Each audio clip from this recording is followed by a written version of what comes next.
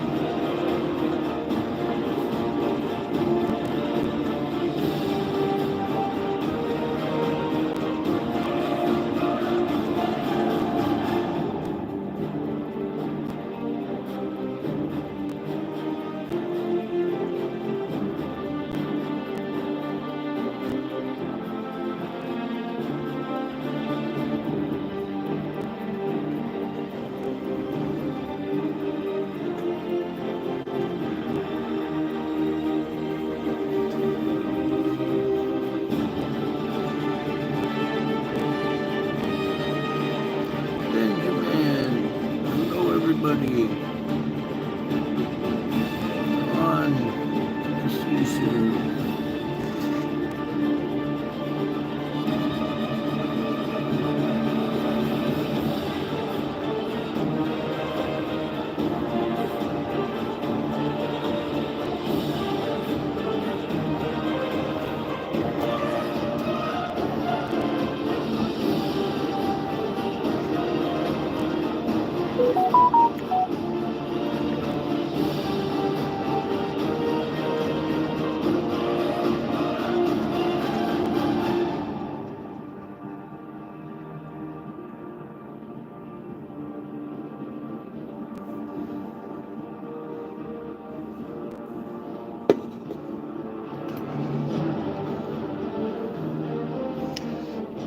Just a couple more minutes for a few more people to show up. I hardly get any kind of alert, so.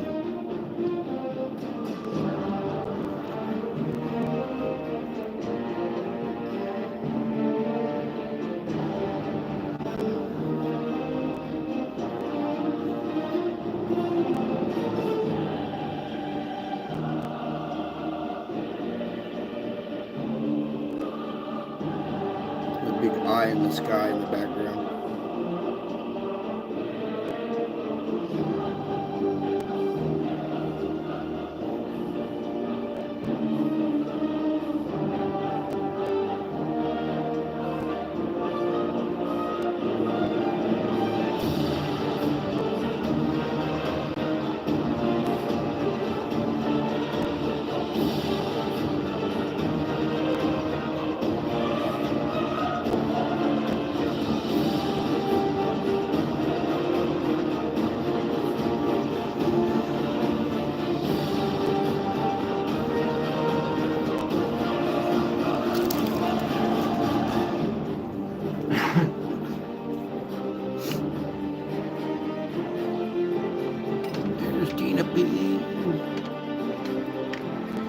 Cindy.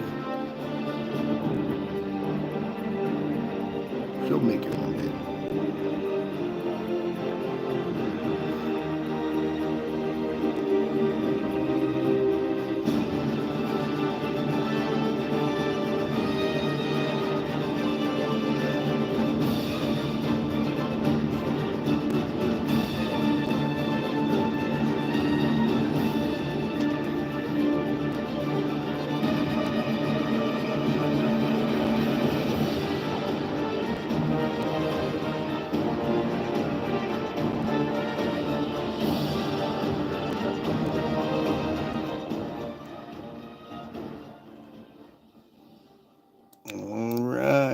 Howdy, folks. Welcome back.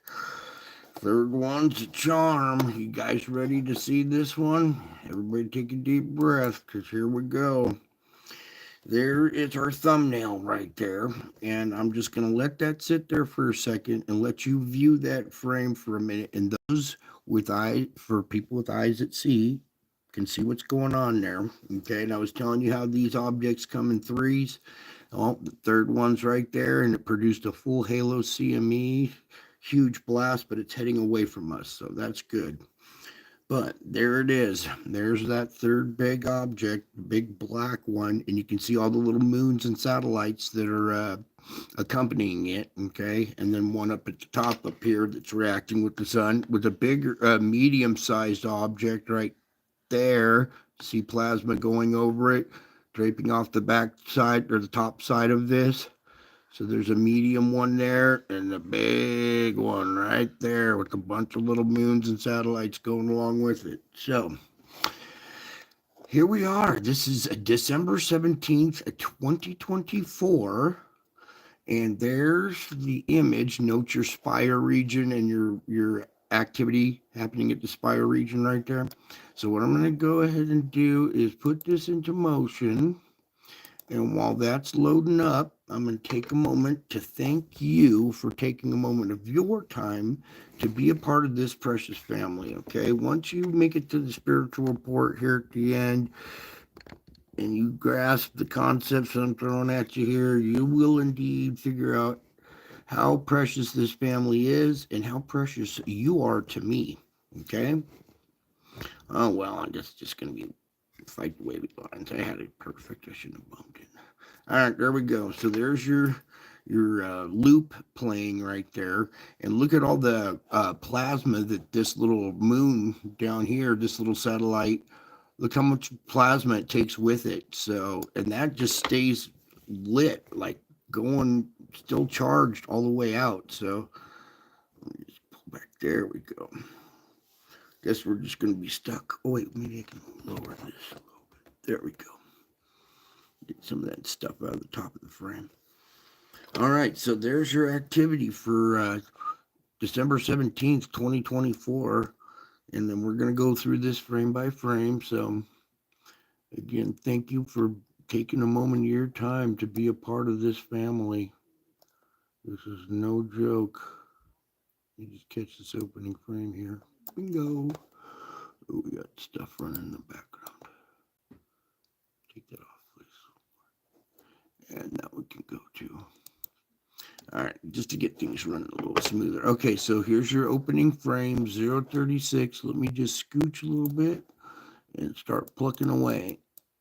Okay, note your spire region right here. They act like compass needles. It's pulling another magnetic field, is drawing plasma, and it's not pointing to the left. It's actually pointing back into the screen, back this way. It's pointing at something that's, approaching the backside of the sun. So that spire, even though it looks like it's coming out at a 90-degree angle, is actually pointing back towards something, all right? So got to remember, space is three-dimensional. So as this thing starts to approach the sun, you got another little object. You can see your round, darker center with plasma draping around the edges right here. Over here, you can see the big blast of plasma out in front of it. Another one squirting off. Boom. There's your round black object. See it right here? So there's that. Okay, with another one shooting off, and you can see something else coming off up here. Now, this area right here is all preparing for the event to start boiling and coming out of there. Look at that one just move on out. And there's another little one trailing behind it. Now, this one down below, what I want to really do is capture this one on the red side. So bear with me for a second. And slide and scooch. Can you see the little round one right there? Totally enveloped in plasma. Nice spheroid with plasma going all the way around it. We can get in tighter than that. Come on now. Where's that bar? All right, there we go. And you can see how it's drawing plasma out with it. Okay, and then it looks to be another bigger one down in this region. So we got like another medium size with a little moon trailing with it. Okay, and then what I wanted to do is pull back here again so I can use the buttons. All right, so you can see it right in that little region right there, and then something else down below also coming out over here. Let me scooch again. Oh, good, Benjamin. You're not alone, but always by your side. No matter what you're going through, still there. Always. So you're never alone. Okay? We were talking about that last night. Maybe you missed that one last night. All right, let's scooch over a little bit. There we go. Continue plucking away. Now look how much plasma that takes with it and how it's still charged and still very vibrant and alive. There's an exchange going on between this little moon and this bigger one down below, keeping that alive as it moves on out. Okay, so there's some fireworks first. And then over here on the left, can you see it approaching? It's coming from the backside of the sun, going to pass it on the left here. Okay, back up. Watch, here it comes.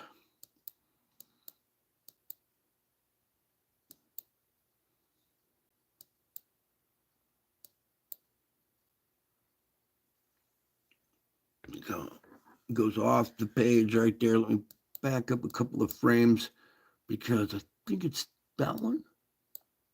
No, this one.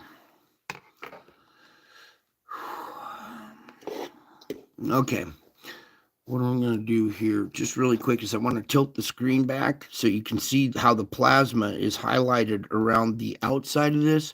So here we go. We're going to tilt back just a little bit here. Let's see if this captures it. There we go. Now you can see the plasma lit up around the backside, how it's coming out, flowing over it. It doesn't wrap around the backside, but at the very crest of the rim of the spheroid is when the plasma kind of breaks away. Okay, and you can see that there's your larger object there, your black spherical object, so massive and so dense that it absorbs light. It doesn't reflect light. Notice you don't see it over here. It doesn't reflect light. You can't see it. The only way you can see this is when plasma drapes over it and silhouettes it, much like a invisible table with a tablecloth thrown over it. So there's your bigger object. You can note there's a little moon out in front of it right here, something else going here. There's all kinds of little objects around this thing. It's like its own little solar system. It looks like there's some kind of disc-shaped UFO right there too, accompanying it too, which is no surprise. Really, it isn't. Now, back up to this region. I want you to note this little lit up part of plasma right here is wrapping around a medium-sized object. You can see the plasma flow coming off the top of it. Note it's coming around, going over the top. It has its little moon right here that's having a main reaction. That's kind of blinding the camera a little bit. But back here is a medium-sized one. Let's go one more frame.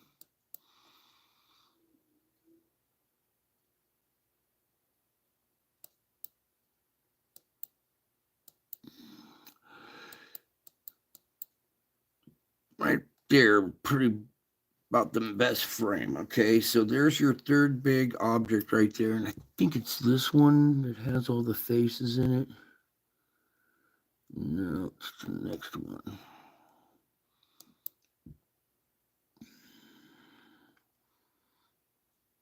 I think the next one. And there are some demonic looking faces with horns and stuff, so I'm not really going to point them out. You're welcome to come over to this instrument and take a look at them and stuff too. I think it's that frame right there. Yeah, and this whole thing's got some weird looking faces that are accompanying it too. So I'm not going to really go through that part and point them out because they're demonic looking faces. All right. So I really don't like to entertain that side of the realm. It is important that you understand that that does exist too. But there you go. There's your third one right there. And last time when we had well, when this all first started happening to me, there was a series of 3 X flares. And it was these 3 objects. And the third one was the charm. It was the one that kind of got detailed a lot better and had the satellite with the plasma wings coming off of it, Nibiru or whatever, right? So just a name, just a fabled name for the winged planet, right? So we had seen that back on, well, right before the Revelation 12 star alignment. Okay, so there's the third one right there. There's the charm. And then look what happens. It causes this huge, causes a huge solar flare or big old full halo. And then you can see this event finishing off here at the top. Now note we got this big spire region right here, and there's still nothing that's come out of that region. Something's starting to form up there. So we'll probably see a trailing moon or whatever out of this region as well. All right, so there's your third one. Third one's a charm. Boom, right there. There, it's a little more deep because you can see the plasma is lit up around the edge just a tad bit more. I'm going to do this one more time so you can see. It's a big black stellar core. So big and so dense. This used to be a star and it burned out, and that's the leftover core. And all the little planetoids or whatever that were around it got stripped down to their cores as well. So you're looking at a bunch of cores orbiting a bigger core. All right. And they're all made of this, well, for lack of a better term, dark matter. It's matter that's so dense. Well, it has a different configuration too. We'll talk about that in physics, but it's so dense that it absorbs light and doesn't reflect it. Therefore, the term dark matter. It's there, you just can't see it. Unless it's draped with plasma from the sun. Okay, and these things get close enough, they interact with the sun. CME drapes over them and paints them like a target. Okay, you guys are doing well at this. You see it. All right, now here we go with our solar ham report. Solar flux indice is at 170. It's up 3 points. So slowly it's rising here. Okay. Sunspot number count 88. We're down 2 spots. We're probably down a little bit more now after that event, but there's a 680. Not too bad. So 3-day geomagnetic forecast. I don't think they're even forecasting anymore. They just put all green up there no matter what. So all green for the next 3 days. Hopefully that stays. I like that. I don't want to see any more geomagnetic storms. Okay, they're not good for the Earth. The Earth is already overcharged. Meanwhile, X-flare potential 5%. We're going to come in here. The main topic here is this G1 storm that we were talking about the day before. I said, don't be surprised if we see a storm when they say we're going to just get sideswiped with the CME. So there was your G1 geomagnetic storm. It reached above KP5, like 5.5 or whatever. Okay. Just really quick, AR 3924, beta gamma, and still growing. Look, no, everything's all growing right now. Probably because we've got another event coming, but still no delta configuration, so that's okay. Now let's pop open the auroras. Now last night I was showing you auroras and we saw red in this area, yellow and red. Okay, so let me pull it up. Tonight, not so bad. All right, very faint on the southern hemisphere as well. But last night when we saw yellow and red in there, I was telling you we're going to see an uptick on the KP index, and here we go. Here's just above 5 right there, and then another one in, above 4 here in yellow. So that energy gets collected by the magnetic field, directed to the poles where you see the auroras, right? Then it absorbs down to the core. It heats up the metal core and causes the grinding, causes the pressure buildup, and causes earthquakes and volcano activity afterwards. Okay, notice it kind of came down, had a little uptick, a little drop, and then climbing again. So a decent little impact, nothing too bad. It didn't go out, way up to 7 or 8, but there is your G1 geomagnetic storm that we did predict. Okay, and I said, don't be surprised if there's one, and there was. So I'm not saying I told you so or trying to predict stuff. I'm just showing you how this stuff works. Okay. Note, here's this blast, this full halo blast, but they cut a couple of key frames out of it, didn't they? You know those key frames I was just showing you guys? They're not in that series right there. So, a little extra, a little something extra that you get here at my channel that you don't see at everything else. Okay, really quick, something erupted on the far side of the sun on Tuesday. A fast-moving halo CME first became visible around 1600 in LASCO imagery. However, with no radio emissions detected and inspecting Earth-facing imagery, this was the result of a far-side event and not directed towards Earth. Okay, as that thing approached the backside, remember I showed you as things hit the magnetic field and spark a big old CME, and then that plasma also gets carried away by these magnetic little black objects, stellar cores. There's your blast wave going away from Earth. Okay. As said object comes in like this, it could bump, like, say these little black rings, they actually denote the orbits, okay? But I'm using them as a reference tool as a magnetic field line. So pretend that these black little circles are magnetic field line, and then the magnetic field of a bigger object comes up and bumps up against it. Maybe it's coming this way, and bing, and goes across, and we see it from here at this perspective. We're looking this way, and it comes off at the left. So no matter which way this goes, it depends on the direction of the object, okay? So thankfully, the CME part is going behind us. Now, no, it's really hard to tell in the trajectory of this object. If we used to have stereo A on the backside here, and I could take an angle from stereo A from what it detected, what direction it was going, and then from here, LASCO, and I could compare the two and tell you what direction it's going. But now stereo A is, well, let's get a little further out there. I need a good angle that I can use to throw in a math equation so I can tell what direction it's going. But if it does come our direction, within 3 days, we could see a geomagnetic storm. Even though this came off the backside, the object retains radiation and can brush up against our magnetic field. Pray that that doesn't happen, but we just seen it not too long ago. There was your impact right there. So let's just go ahead, and we're done here. I want to come over to spaceweather.com, Dr. Tony Phillips here. Okay, another far side explosion, another magnificent halo CME left the far side of the sun on December 17th. Watch the movie. The movie doesn't show the good stuff. All right, this is the fourth far side CME in the past 10 days, signaling a very active sunspot hidden from view. Okay, so a lot of this activity, these things are approaching from the backside, they spark in backside CMEs. Now, the sun's rotation will turn the active region towards Earth next week. I bet by the time it gets around, it might be weak. I will show you a crop circle formation that denotes the layout of these three objects, how they're orbiting around our sun.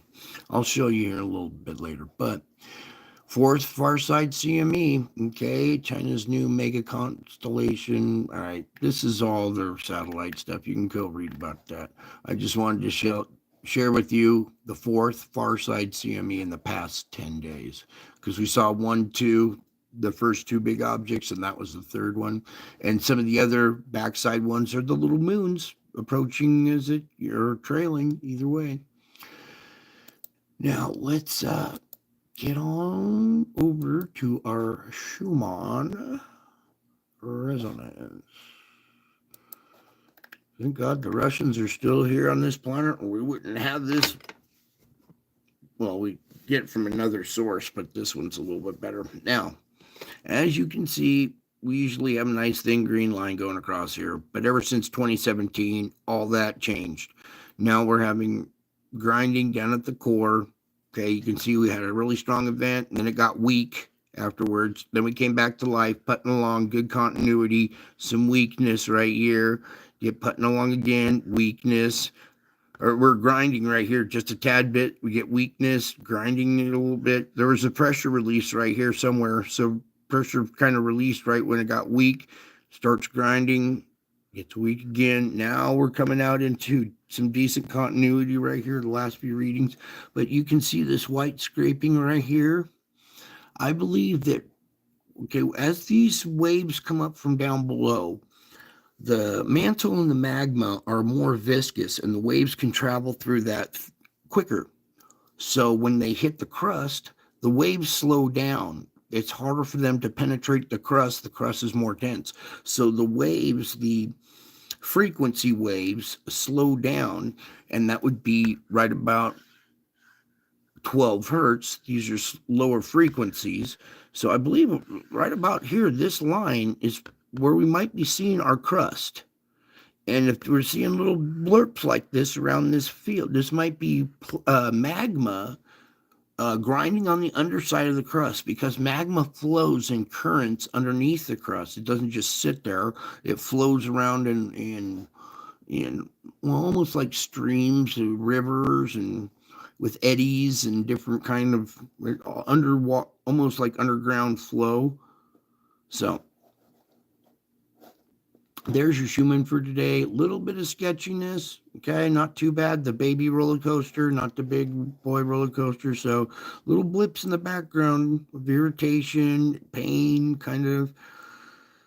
This affects you in the background without you knowing it. Okay, now let's move on to null school, and let's get schooled by the null.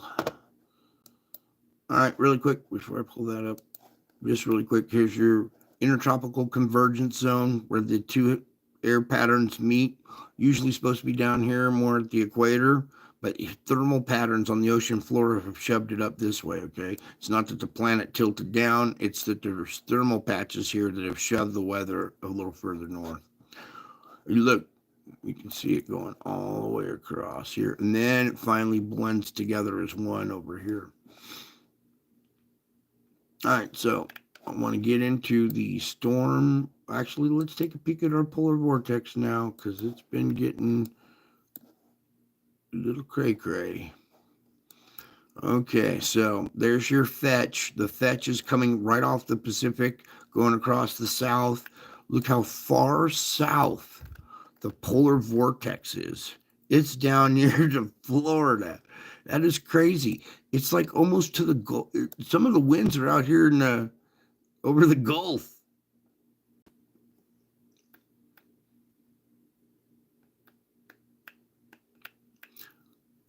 All right, so there's your polar vortex, looking pretty healthy and strong, well organized. The other little sub-vortex, it's opposite side over here, still there, but it'll eventually die out, and it'll just be one giant pink circle. So a little bit of this secondary, let me turn the world right side up so you guys don't throw up there. Okay, this secondary vortex still robs and pushes this main vortex. It's not centralized right over the North Pole. So when this is here, it shoves the opposite side a little further south, and that's why we're seeing this really far south on the north, on this the polar vortex. But it's not really having an effect on our weather quite yet, because what's really having an effect on our weather is our thermal things under the ocean. And now it's creating these huge storms, vortexes. We got this vortex right here. Whoa. You can see well formed right there, rotating here. Another one right there. The nose coming down. The smile down here. Hey, there's my receding hairline. Wow, they're copying my hairline. How embarrassing. I should have pointed it out. But look at these eyes right there. Both vortexes, very, very tight, very, very concentrated. He's an intense stare.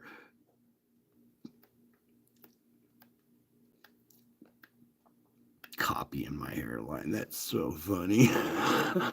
All right. Anyways, back to business, being serious. Big, huge storm front right here being created by this vortex right here. And it hasn't really moved much. So you're going to just continue to see this pump moisture into the. So we have this atmospheric river, right? And it's already pumping moisture into this area. Now you got a southern fetch, even more tropical fetch, throwing more moisture into the into the stream here.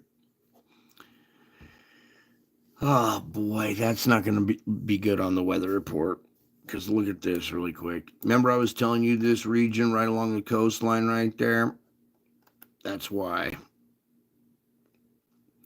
They're going to be having some intense weather for a while.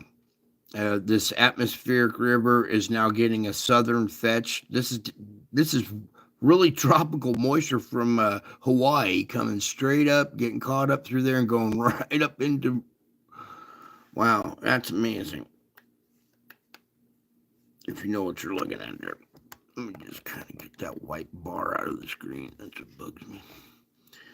All right, so there's your craziness there on the weather. Let's take a peek around the world really quick. I don't see many other vortexes. That one's kind of finished up. What's going on over here? Pretty good one going over here, drawing weather up into England and Ireland. All right, now let's do our sandstorm report here. Let's. Okay, you can see the density. The white denotes the density. Okay, so we got two very dense sand plumes. This one going up, getting circulated around, bringing sand right up into Spain. Let's take off some of these winds really. Well, actually, let's leave the winds on for a second. So you can see why there is sand at the North Pole. You see the configurations, the air patterns that are drawing sand. Now I'll take the winds off up to the North Pole. Now, a couple of days ago, it was just one little streak that had made it here. And then yesterday, there was a plume up here. Now, today, well, we've got 3 plumes going on. So the level of sandstorm activity at the North Pole is increasing. Okay. Never thought I'd be reporting on this, but here you are. You be the judge of this. You can come over to this instrument and mess around with it. Something else I want to do too here. Okay, whoa. Let's just take a peek at Saudi Arabia, this region here. Yeah, it's really intensifying around this area, even covering the ocean and the seas and everything. Okay, you can see it's right there, just staring at that region. And then this is getting drawn all the way up here, going off of Siberia into the Arctic, way past the Arctic Circle, right up to the North Pole, crossing over the North Pole. Yes, I said crossing over the North Pole. Do you see this? Crossing over the North Pole and coming down into Canada. All right, I'm trying not to laugh, but it's just like, what is? Am I really recording on this? Okay, so our original plume has made it across the top of the world and is coming down into Canada now. Then the main part coming out here, going across the Atlantic, very dense there, but it's not so much Hurricane Genesis season anymore. So, wow. That's all I can say is wow. He's not happy. Let's oh, that's what I was gonna do. We can go down just a little bit. This is 1 micron. Whoops. Where's the is that now? Now it was all showing up in red here, but you can see here these are bigger, little bit smaller particulates.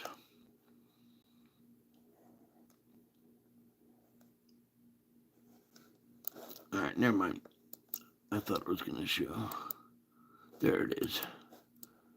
Okay, so here's some of just it shows up better in red, so you can still see some of that sand plume. This is the really dense, or the 2.5 microns.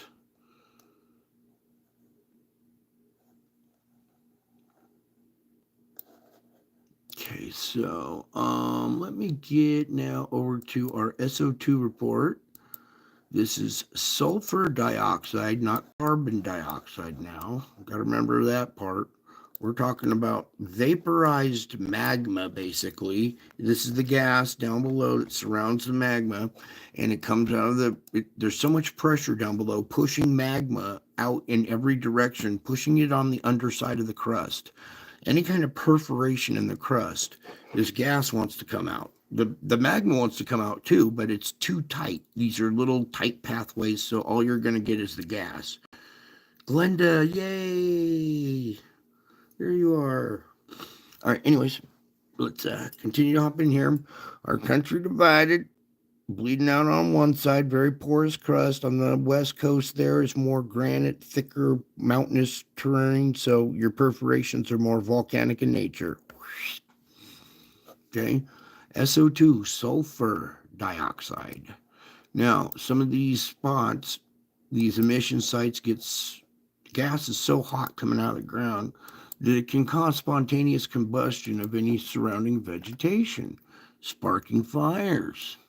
And it looks like our fire activity is kind of quiet now, but we do still have some healthy, dense plumes coming out. All right, here's right here, good spot coming out right over the Bay Area here. Note, right above this is the geysers. So we got a relief valve there, and then you got a bunch of SO2 coming out of this region, relieving pressure as well. If none of this was coming out, there'd be more pressure underneath there, guarantee you. So it does relieve some of the pressure in that region. That's kind of a good thing for them, even though it stinks. Here we go. A couple of little fires down here. These yellow ones are the ones I'm looking for right there, not the little red ones. So a couple little fires down there sparked by some of that activity, but nothing too bad today. Let's take off the fires and tour the world, shall we? Okay, Mexico, all kinds of volcanic activity going on down there. They got cracks in the ground, fissures opening up out in the desert, right? You've seen that before. So a lot of SO2 coming out of this region. You can see that right up here, Cuba. Look at this. There's nothing right in that part or here. But over here in Cuba, Jamaica, Dominican Republic, all these islands are volcanic islands spewing SO2. Part of South America. These are all individual sites, not a plume. Okay. Then we come into our fulcrum point area. Now, last night, this one was strong and the rest were kind of weak. Note this one picking up in intensity. This one's back on the map again. That one's kind of defined. The fourth one here in the middle, not so much, but that is a slight little uptick compared to last night. Then we come down here, density, blowing a plume out into the Pacific Ocean, even a bunch out on the Atlantic side. Okay, coming over here, Pacific Rim, much like a bicycle rim, has a hub in the center. Hawaii would be the hub of the Pacific Rim. So there's your SO2 emissions coming out of Oahu here. Now this is kind of good. We'd rather see SO2 emissions than a volcanic explosion on Oahu, because Oahu's the most populated island, right? So over here on the far side of Hawaii where the volcano is, we could have more activity over there. So SO2, pretty intense out of this region tonight. And you can see how the planes grab it and fly to different areas, and it gets caught up in their little turbulence trails. Okay, coming over to this side of the planet, we're going to back up for their time zone. Okay, and there's the big bruise on the face of the planet, China right there. A lot of porous crust. They have fissures and stuff opening up there too, so a lot of intense emission sites. Okay, see North South Korea is getting gas blown in there. A bunch of sites just north of it. All these little sites emitting it. Japan being a volcanic island chain, it's got emissions. Up here in the Kamchatka, you can see this volcano right here going off. Okay, emitting a big old plume there. Bunch of activity clear up in that region too. All right, I like to come in here to Taiwan, check on them. They're still having a lot of SO2 emissions in this region. Not so much quake activity. We have a hot spot that opened up out here that's like transferred pressure to this path of least resistance. So we're seeing some quake activity, but it's very minor. It's not like it used to be a regular event here, relieving activity at a fulcrum point there. Okay. Coming on down, Philippines, all volcanic island systems. We come down here to Java, check on it. You can see that a lot of the gas is blowing offshore. So if you put that all back on there, shoved it all back, it'd be pretty purple tonight. Sumatra's filling in there. Even the islands. See these islands off the coast of Sumatra? Volcanic islands spewing SO2 now. A lot of pressure comes out of this region right here. Is that what I think it is? Okay. Just really quick, checking in on India, Middle East filling in. Okay. They're also seeing methane emissions, which are catching on fire when they come out of the ground. As soon as that hot methane hits oxygen, it just instantaneously catches on fire. So we've been seeing some activity over this region. Tonight it's kind of hiding. All right. I guess it was my hairline showing up. That was funny as heck. All right, so there's your SO2. Moving on. Where are we? We're going to the ocean. Sea surface temperature anomalies for yesterday, not right now, because this map takes a day to compile. A lot of magma coming out of the ocean floor, all little volcanic vents, fissures opening up, seamounts busting out and emitting either hot water, magma, hot gas, SO2, methane, whatever's coming out. Extremely hot, rises to the surface, hits the surface tension, and blossoms into these plumes. You're seeing these plumes blossoming up at the surface because of volcanic vents opening on the ocean floor. Again, here in this region, we have a look, you got cold water right along the shoreline. Let me get in close. Cold water right along the shoreline. This is because of a hot spot that's opened up out there. So Mike was talking about we got to watch out for these oil rigs catching fire because, well, we got a hot spot right there. Okay, and that hot spot has kept flow going up through the country. It's been driving right through the Caribbean and going straight up through the country. Okay, now over in this region, we've been following this right by the Juan de Fuca here. Oh boy. This little point coming out, it's the plate boundary and a lot of the activity on the earthquakes. Let me just get a little bit more color here for you guys.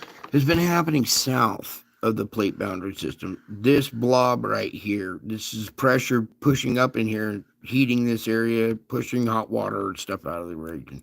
So there's a lot of pressure in this area, and this area seems to have grown here.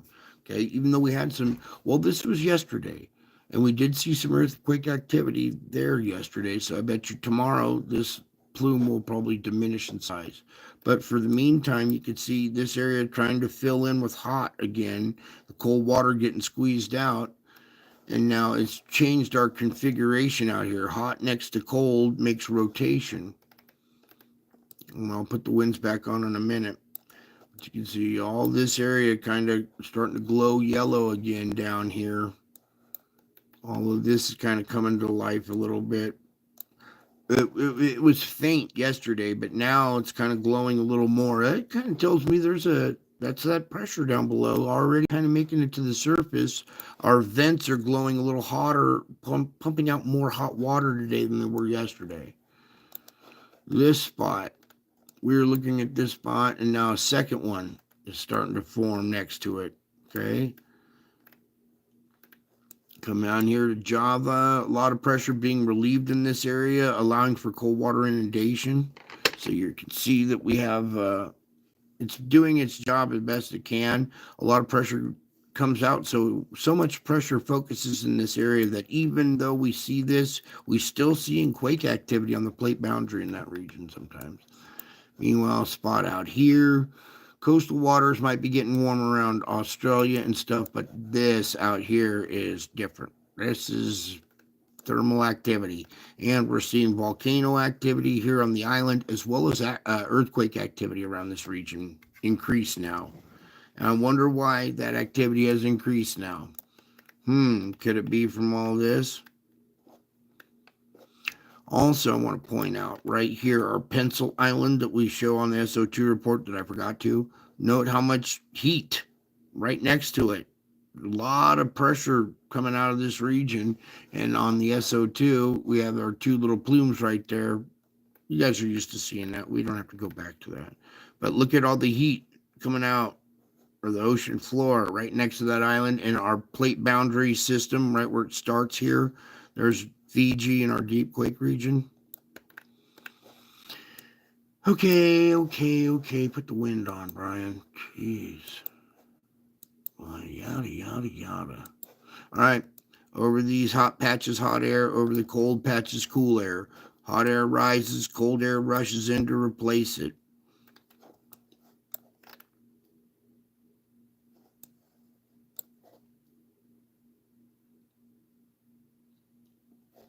We got our vortex activity right here, cold and hot.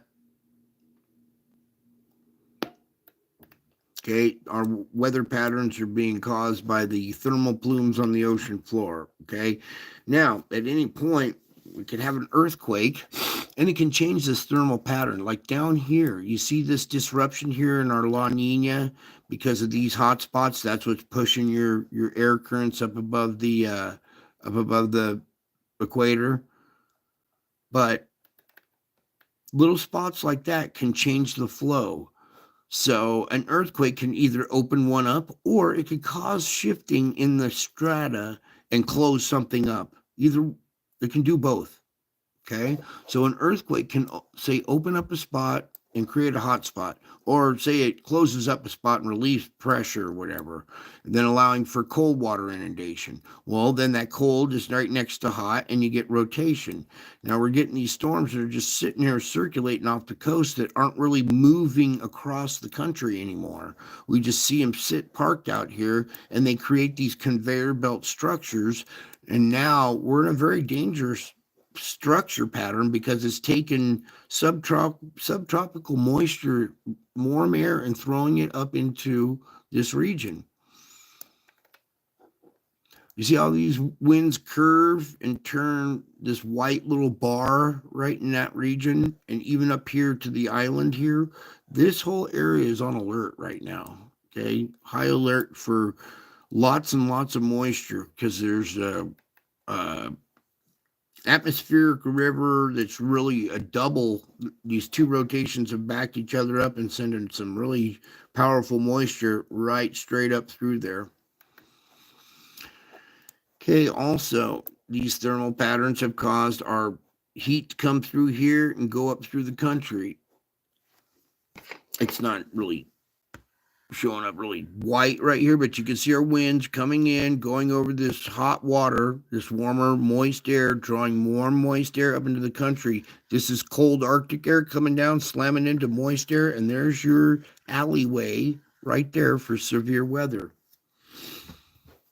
And also here's another alleyway right here on the coast for severe weather. And now you can see why. Let's just take a look at the conveyor belt structure over the Atlantic really quick. Take a peek around the world.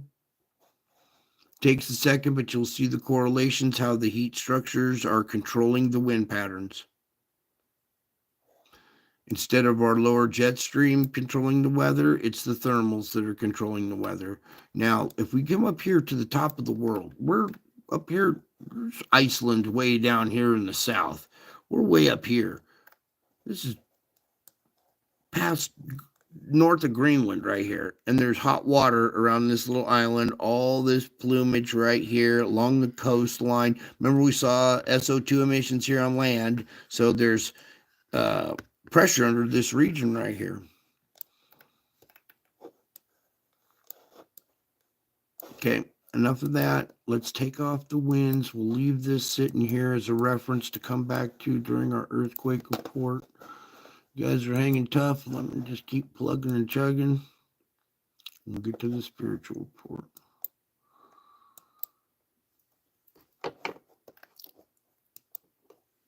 I love it when you guys grasp these concepts. You're like, aha, I'm getting it. I get it now. Oh, it all makes sense now. Yeah.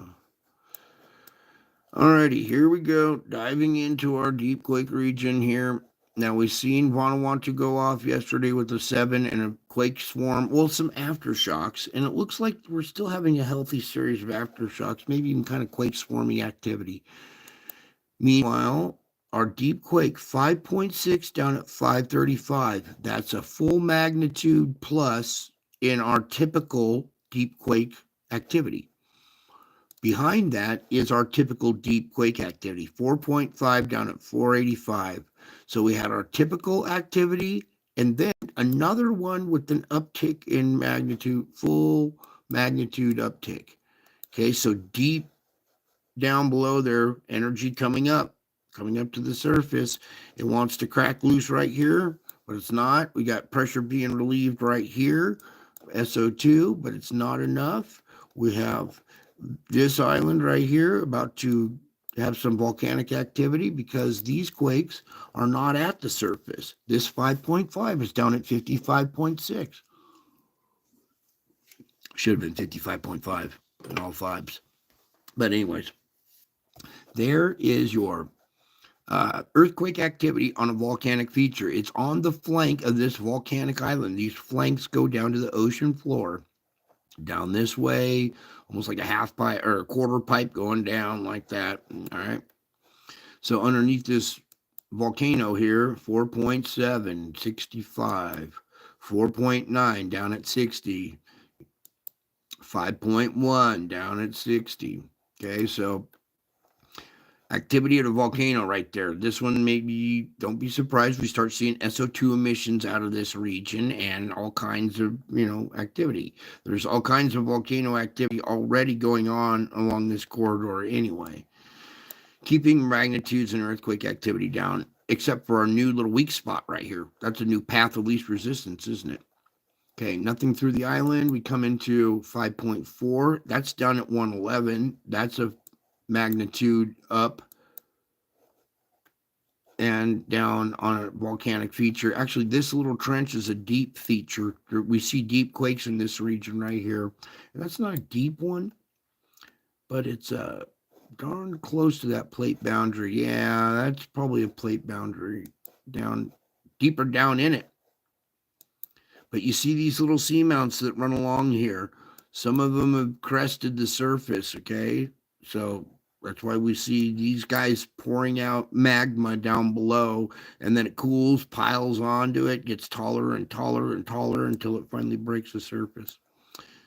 But there you go, 5.4 down at 111 there. I want to come over to this side. 4.4 down at 239, okay, volcanic feature, this little ridge coming out here. It's on the very base of that ridge. All these volcanic islands right here at the foot of that is a 4.5 down at 150. So you're seeing quake activity, volcanic features is an indication of pressure down below coming, trying to vent at the surface.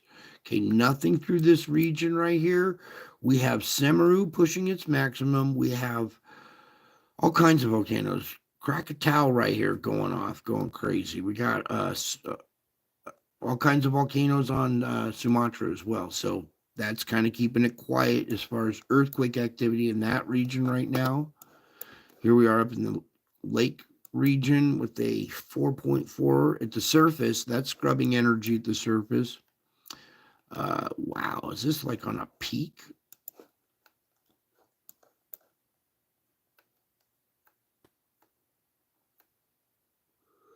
Well. I thought this might be down at 37. 4.4 down at 37 in this kind of terrain right here. Something's moving under this mountain right here. This mountain's coming to life down below. Something moving around down in there. Interesting. I haven't seen one embedded in the Himalayas in a long time. I don't think I've ever seen one embedded like that. Now, up here, your dry lake bed or dry seabed region, very compacted, ground from having water on top of it for eons. No SO2 emissions out of that region, but right along the crest of it is where we see our weak spots with that 4.4 here at the surface. Coming in, nothing in that region. Now, out here, plate boundary, 4.8 at the surface, scrubbing energy at the surface. Plate boundary, 5.1, little uptick there. New Zealand, 4.8, 198, down underneath the volcano going there. This is one that we haven't seen one on this plate boundary right here on the Cocos in a while. 5.3 at the surface. You see this jagged little box cut out? There's a fulcrum point there, fulcrum point here, one there. So that's dang close to this fulcrum point right there.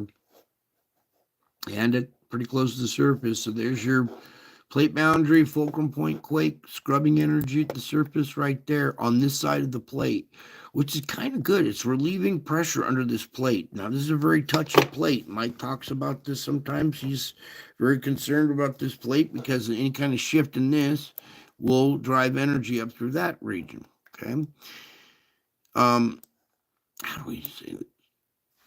Imagine if there was pressure coming up from underneath this whole plate and lifting it out towards the camera this way. So it's going to run along the crack, right? The little pressure wants to relieve along this plate boundaries and stuff.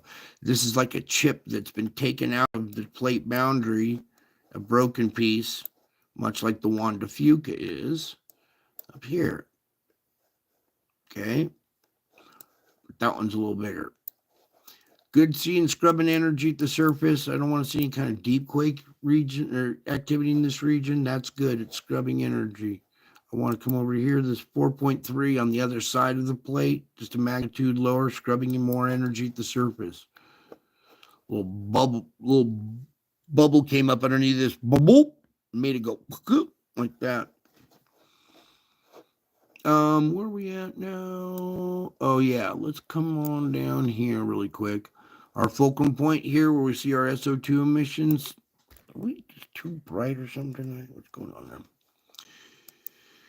4.4 at 113. 5.2 at 58. These two right here relieved a bunch of pressure here at this weak spot, the fulcrum point. A little deeper in, we get a 4.1, 4.6. There's something hiding under there. I thought so. A 4.3 and a 4.1 right here. Right along the coastline, where's another 4.6? All of this activity right here keeps this region from having a magnitude 9 or 9.6. The biggest earthquake ever recorded was in this plate. So it's known for big ones, and we haven't had a big one because this energy, this kind of activity relieving pressure along with the SO2 activity keeps your magnitudes down, thankfully. I think we covered everything else. Yeah, let's go all magnitude into America. Alrighty. We saw activity here at Kamchatka, relieving pressures as far as 5 volcanoes and SO2 now.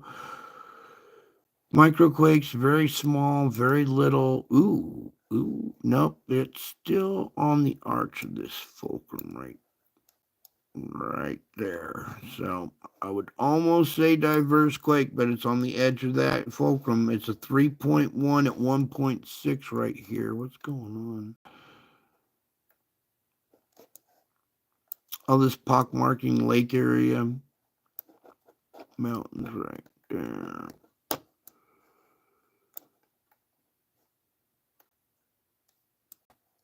Well, look what's right there. Yeah, there's a little volcanic area right in there. So something going on right here at the surface. 3.1. We'll have to watch this spot. That's pretty close to the surface. That might be a new path of least resistance right there. It is kind of on the fulcrum that comes down like that. So we'll kind of let that one sit for a minute. Now, coming into what everybody's kind of concerned about, the Juan de Fuca region, we still have minor quake activity, 3.7, pretty close to the surface. There's still that region of pressure and temperature there. We also have 2.3 pushing a little forward there. Going way inland with a 1.8 Chester, swarming out here at the geysers. Current activity. Let's see what our biggest one is here.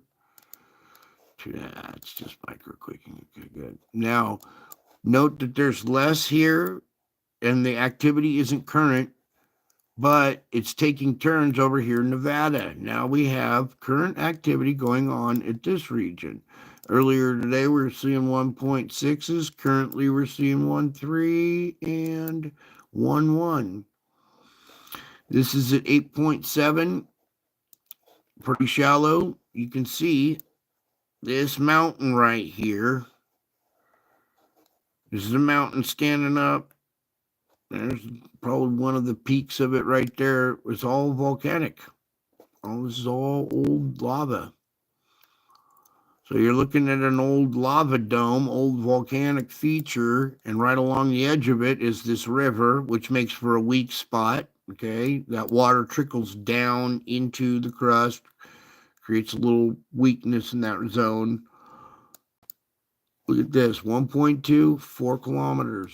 Current activity, 1.3 there. Okay, so shift in pressure, shift in release. Instead of here, this went quiet. Now we're seeing Nevada light up. Also with activity a little further down in Mina, Nevada.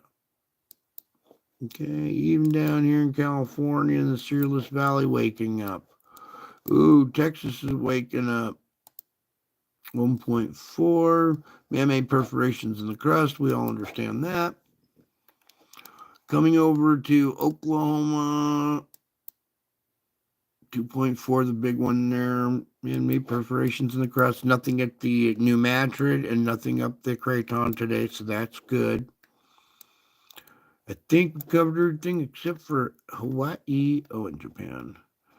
Look at this. We're having quake activity back here instead of on the island.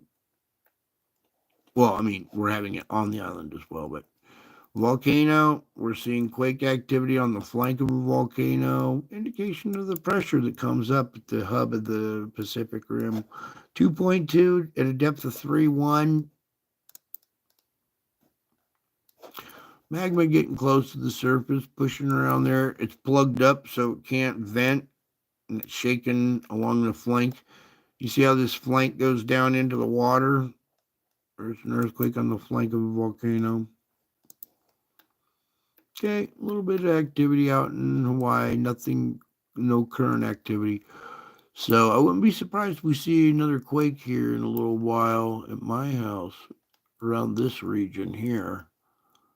Because we're 1.3 now. Yeah, it's pretty small. Okay, never mind. Let's move on. Let's get into a volcano report. Quit dragging it out, Brian. Just get to it. Oh, wait, we got to close out some of these. There we go. All right, 38 erupting, 34 in warning. That's 72 volcanoes. That's a lot of volcanoes. 7 years ago, when all this stuff started happening to me, there was only one. And if I'd have told you back then, hey, 7 years from now, you're going to have 72 volcanoes, you would have said, Brian, you're crazy. Well, here we are, 7 years later, 72 volcanoes, and I am still crazy about you. Let's get into it.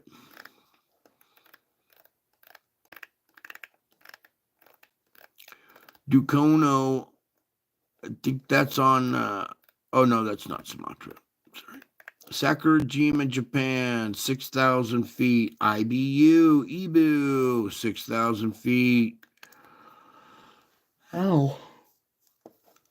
Luatobi, 7,000. Semeru, East Java, 14. So it was 15 yesterday, now 14. So little drop there in height. Excuse me. Tucano, 8,000 feet. Popocatépetl, 23,000 feet. There's a good blast right there by Mexico City. Santo Guido, 14. Fuego, 16. 23 out of Sangay. And Reventador, 14.5. That's just in the last few minutes. Here's today, which is yesterday, because, well, time moves, flies at this channel. Want to walk on water? Buy some of those. Okay, here's your crazy map. This is just pure insanity. All these ones in red are currently erupting. Just because they didn't make the list doesn't mean they're not erupting. Shivalus, Kluchevskoy, Bizamani, Karaminsky, Alade, and Ebico. All 6 of those are in eruption right now. There's a lot of pressure coming out of that region right there. All through here, this is where we saw the latest 7.0 and earthquake swarm at a volcanic site right through here. Okay, so you got two that are in full eruption and 2 that are currently active. There's White Island right here. That one should probably be on the red list here soon. Svarensky, both Stromboli and Etna. These 2 out here on the Alaskan are, going active. Home Reef, that's the new little island that just kind of seamount that made an island. Michael and South Sandwich Islands down there. And don't forget about Erebus on the continent of Antarctica has a currently active volcano. Bet your newsreels don't say that, huh? This is your seamount finally pushing up to the surface. Suenoshijima, 6,000 feet. Ibu, I be with you at 7,000. Oh no, 6,000 again. Semeru, 14. Home Roof. The eruption at the island goes on. The lava continues to leak onto the northeast flank of the volcano. Popocatépetl, 20,000, 23,000, still walking on water. 14,000 out of Santo Guido. Fuego, 16. Sangay, 20. Okay, enough of that. Let's move on to your tidbits. Everybody ready for a tidbit? Put your hand out and get the tidbit. Tropical tidbit, that is. And for you guys, you ready to see some models? Well, it's going to be forecast models, sorry. There we go. So, crazy weather activity because of volcanic ash, added more air, plus the spiritual realm. I think let's just go ahead and play this really quick. You saw the QLCS forming there, and then tomorrow, not much except for that thing on the East Coast. Our question mark turns into a little bit of activity down there, possibly. Okay, I'm not reporting on this because we're going to do a regional one on that. I just want to see. Ooh, excuse me. I just want to see what's going on over here. That's too far out into the future to get concerned about yet, but that is a possibility. Storms like that happening now. Okay, so you saw all that. QLCS, just really quick, I want to talk about that. Right here, morning time with cold air, and then in the noon hours, this quasi-linear convective storm front right there could see some severe weather, possibly large hail, flash flooding, maybe a tornado or a spin up or 2. Okay. All right, there we go. Now, then it dissipates by the afternoon tomorrow, and then tomorrow night, a little snow up in there. Okay, now I want to back up and go regional with this. What's happening up here at the West Coast, the Pacific Northwest. Okay, what? That is your current conditions, you guys. Wow. You know, I need to pray for the people up here in the Pacific Northwest. They're getting hit really hard right now. Let's pull this down. Now we're going to start marching through this. That's the morning time tomorrow. Noon, convection, nighttime.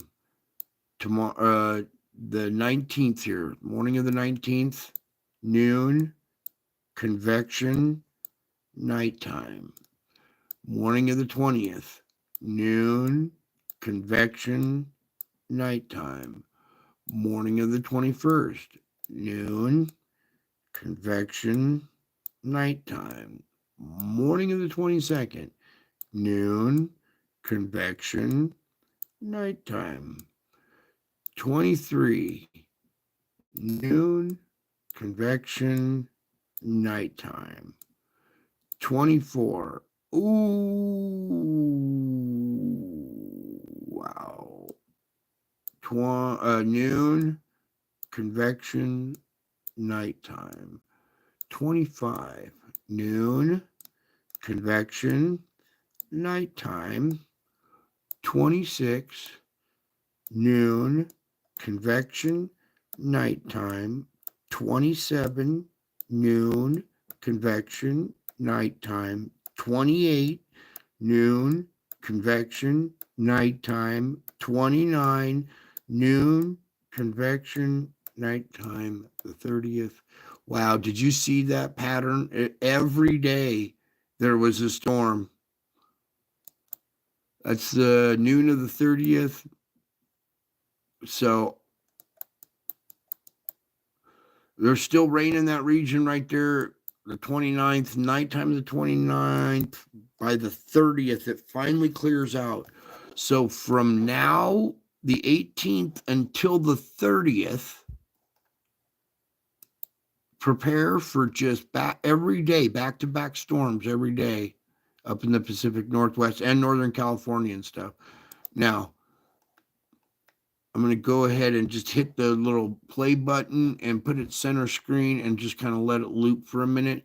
And I want you guys, I'll try to leave the date and time up there for a second while we pull away from this. I'm going to go have a quick drag and then go prepare for the spiritual report. I want you to wrap your head around what's going on there in the Pacific Northwest, Northern California. That's a lot of water. Snow with rain after it, and snow with rain after it, melting it over and over. There's going to be flash flooding, mudslides. There's going to be rivers overflowing, coastal erosion, every single factor that goes along with weather. Large hail, possible water spouts making landfall, possible faces in the clouds too. Yeah. I don't know, but that's a lot of weather over and over and over, day after day after day on the same region. That atmospheric river with the southern fetch out of the subtropics at Hawaii is just going to put a fire hose over that region for until the 30th, it looks like. Now there's little gaps in between one storm before the next one hits. Those will be your gaps to either evacuate your situation before more rain comes in, or chances to get to the store for more supplies for the long haul. You're going to be losing power, and power restoration might not be for a while either. It's going to be hard for them to restore power when there's storms like that moving through. And those yellow severities that you see there, each one has the possibility for, bringing in some, severe weather. So, and everything that goes along with that. Oh, Lord, thank you.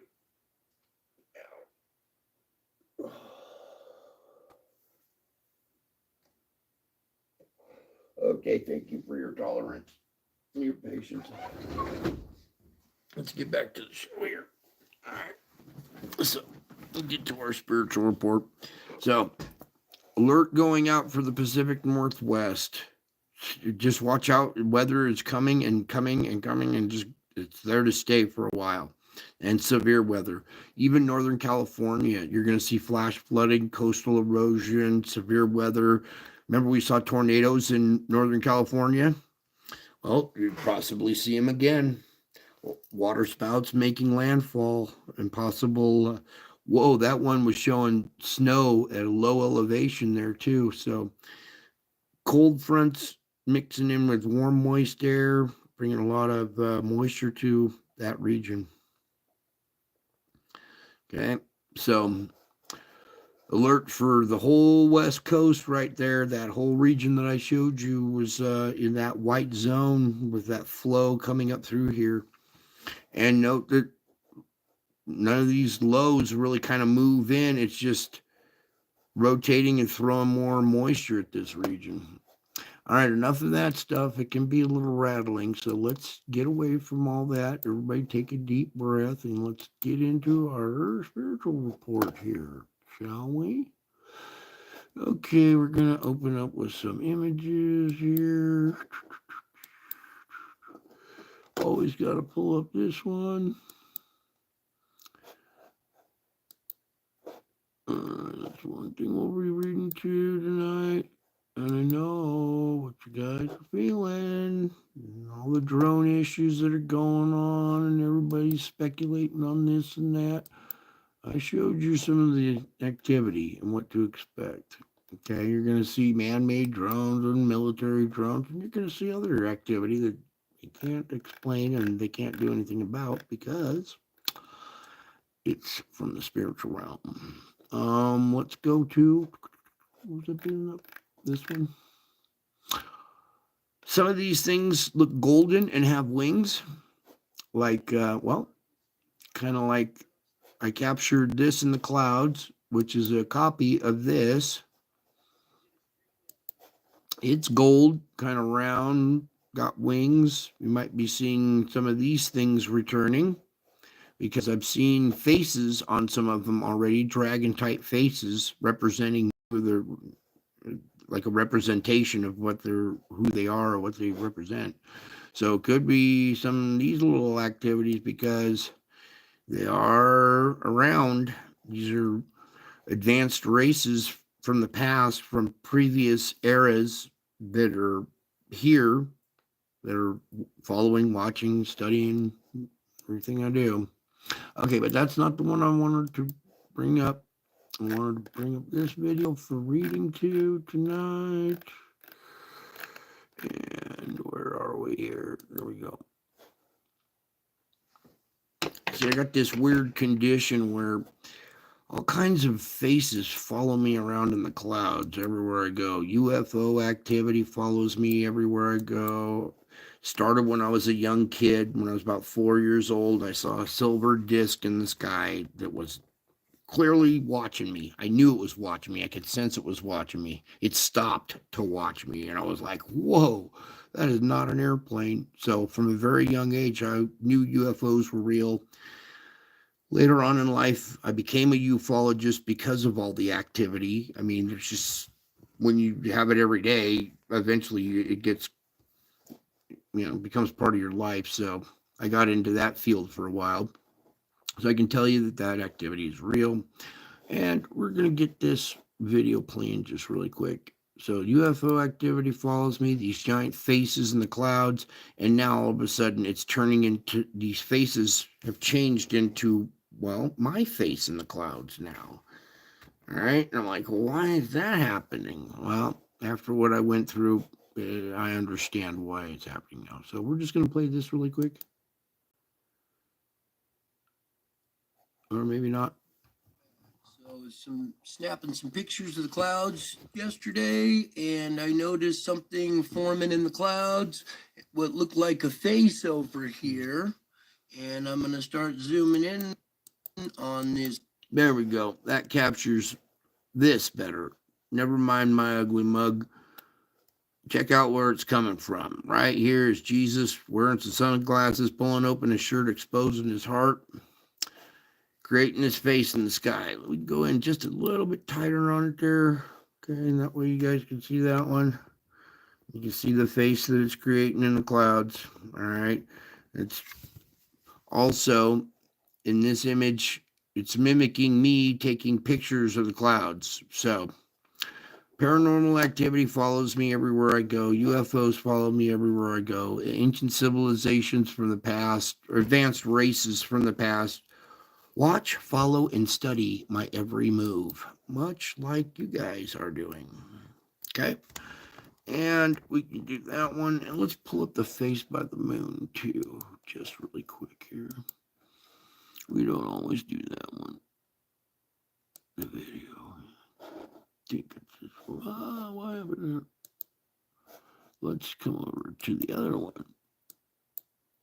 There we go. All right. This face captured out by the moon was actually captured during the same time frame that we're doing our spiritual report. Okay. Leap date, February 29th, 1 in the morning when we're doing our report. This face shows up next to the moon and the gentleman records it. There were many eyewitnesses. The animals were freaking out because it's a real face. And this isn't the clouds. This is out by the moon. The moon is actually illuminating the face on one side there. Okay. And craziest thing happens to be my face again. So my face is showing up by the moon. My face is showing up next to the sun. Got my face showing up in the clouds on Easter with a crown out because of who I am and what I've been through. Now, let's get our report going. Reading, shall we? Everybody take a deep breath, get comfortable, relax. Everything you've seen and grasped can be disturbing. But when you realize it's all part of the script, then it takes that fear out of it. Okay? And that's what we're doing at this part of the show. Is a lot of this stuff is so blatantly in your face and shocking and disturbing that it can rattle your cage. Well, I'm here to unrattle that cage, all right, give you strength. And then also, you got to remember something, that in this time, you can still find joy.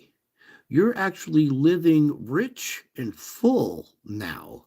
So don't forget the joy, especially this season, okay? With Christmas coming up and family and friends and stuff. Just remember that the fruit of the Spirit includes joy. Even in the midst of severe suffering, my Spirit can give you this wondrous gift. So feel free to ask the Holy Spirit to fill you with joy as often as you need. It resides in the deepest depths of your being, so the Holy Spirit's work within you is very effective. You cooperate with it by saturating your mind with Scripture and asking the Holy Spirit to illuminate it to you. One way the Holy Spirit increases your joy is to help you think my thoughts. The more you see things from my perspective, the more accurately you view your life. You want to view your life more accurately? View it from my perspective. And the Holy Spirit increases your joy, helping you see things from my perspective. Now, you need not only to know biblical truth, but to tell yourself the truth over and over each day. It's okay to tell yourself the truth over and over each day, because the world continually assaults your mind with lies and deceptions. So you must be diligent to recognize falsehoods, dispel it, and replace it with biblical teaching. The most glorious, life-changing truth is the gospel. I have died to save all who believe in me. I have risen, and I have come again. So rejoice in me always.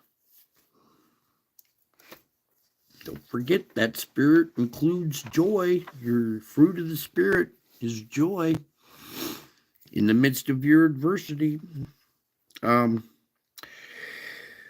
Okay, now some of you might not like this. It might sting a little bit, but to enjoy my presence more fully, you need to think less and less about yourself. Now, this is not an arbitrary demand, it's the secret to living more abundantly. Okay, it's not some arbitrary demand, it's a tool, it's a secret to living more abundantly. Self-forgetfulness is a delightful way to live. So try to become aware of how much time you spend thinking about yourself. Take a look at your mind's contents. And though your thoughts are not visible to other people, unless you choose to share them, but I see each and every one of them. So when you realize your thinking is unworthy of me, make every effort to change the subject. If you're struggling with a self-centered idea that reoccurs again and again, try connecting it to a favorite scripture or a brief prayer. This forms that bridge for your attention to be drawn away from yourself and toward me. For example, try praying, I love you, Lord. That can quickly direct your focus to me. And if you have to repeat this process many times, don't be discouraged. You are training your mind to seek my face, and this endeavor is pleasing to me. So live abundantly. Okay. I want to repeat. What was it right here? Um, Though your thoughts are not visible to others, I see them. And when you realize your thinking is unworthy, make an effort to change your thinking or change the subject. If you're struggling with your self-centeredness and it reoccurs again and again, try connecting it to a favorite scripture or brief prayer. Again, with the brief prayers, they are very, very effective if you can use them properly. If you find a good one that works for you, for me, I really love the God grant me the serenity.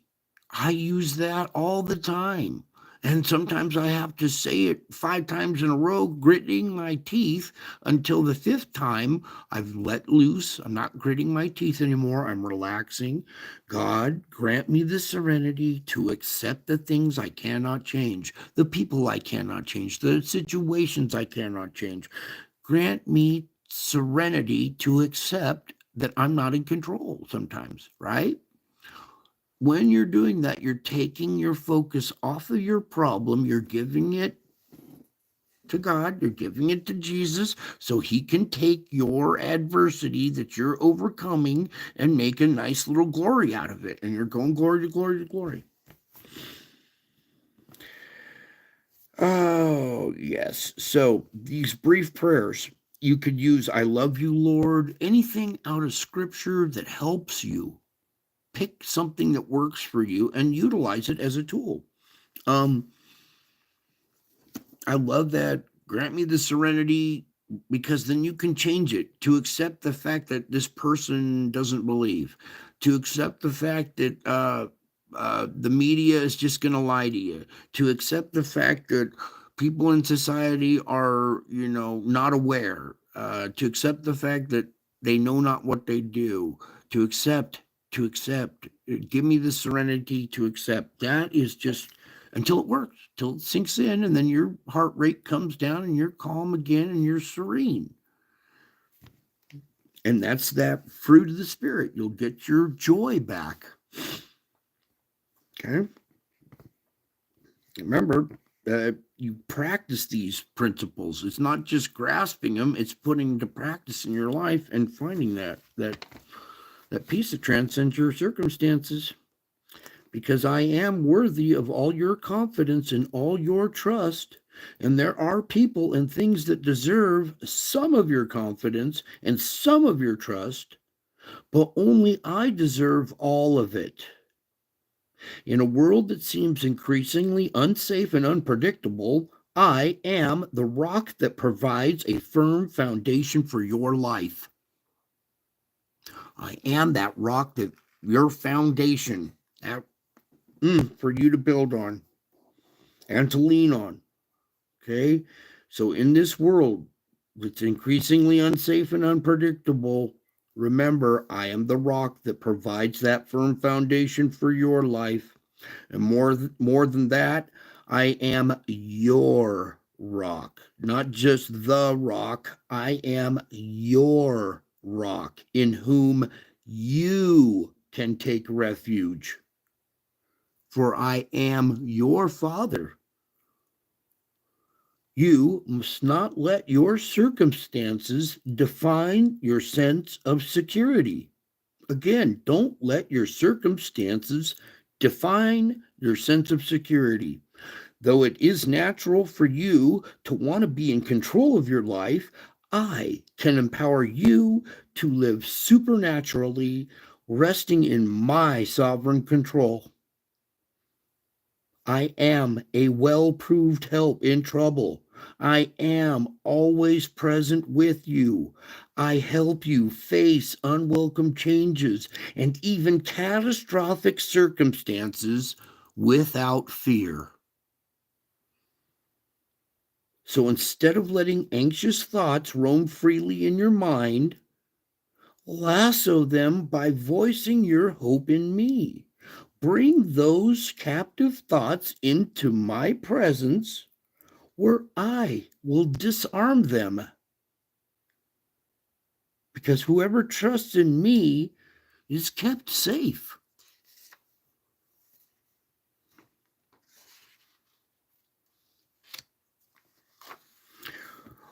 Also, when you see this picture and you have that as your foundation and you are finding the joy in your circumstances, I am that joy that no one can take away from you.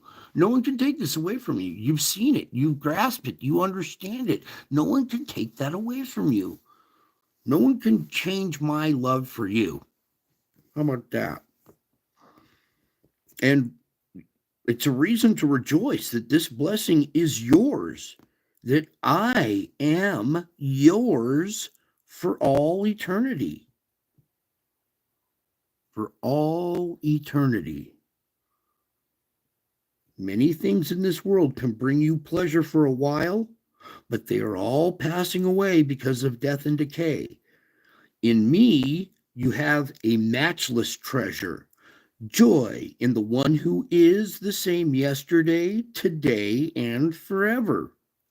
And again, no one can take this pleasure away from you, for I am faithful and I never change. So whenever you feel joyless, the problem is not in the source, me, but in the receiver, you. So you may be so focused on other things, either pleasures or difficulties in your life, that you're neglecting your relationship with me. This remedy is twofold.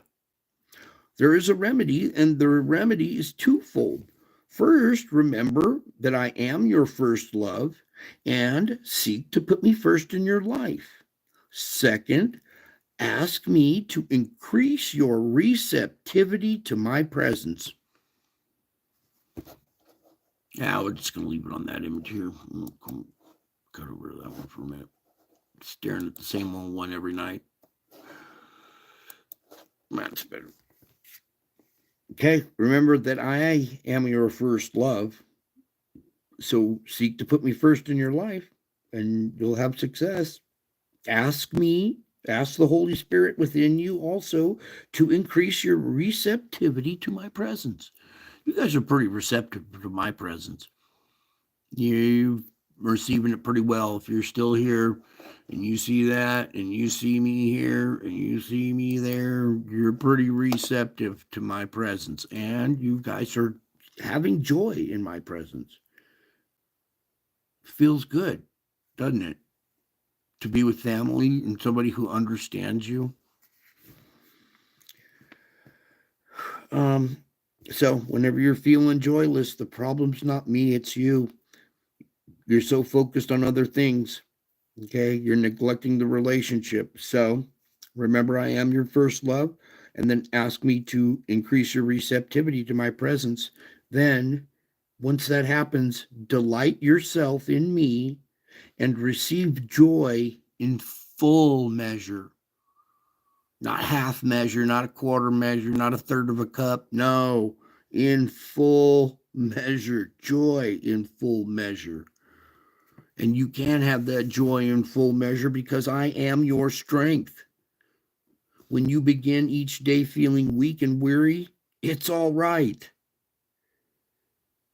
Do you hear me? When you begin each day and you're feeling weak and weary, that's all right. Your weakness can be a reminder of your need for me. And remember that I am continually ready to help you as you go along your way. So take my hand in joyful trust, letting me guide you and strengthen you. I delight in helping you. That's the thing, is I get pleasure out of helping others. I delight in helping you. Whenever you feel inadequate for the task ahead, stop and think about your resources. I am your strength, and I am infinite. I never run out of anything. So when you work in collaboration with me, don't set limits on what you expect to accomplish. I will give you what you need to keep you moving forward, step by step by step. Again, with the steps right there, much like the 12 steps of AA, the final step, the 12th step, is having a spiritual awakening as a result of these steps. Well, as you keep taking these steps, you will have a spiritual awakening as a result of these steps by keep moving forward step by step. Okay, a lot of you guys didn't get this at first, and now you do, a few steps later. Some of you that are new are still taking your first steps. And even though you might think they're baby steps, any step in this process is huge. So you may not reach the goal as quickly as you would like, but you will get there in my perfect timing. And trust that I know what I'm doing. And just take it step by step. Just take the next step.